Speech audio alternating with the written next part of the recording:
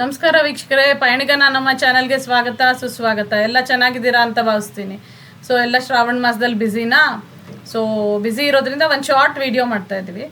ಇವತ್ತು ನಾವು ಸಿಗಂದೂರು ಚೌಡೇಶ್ವರಿ ದೇವಸ್ಥಾನಕ್ಕೆ ಹೋಗ್ತಾ ಇದ್ದೀವಿ.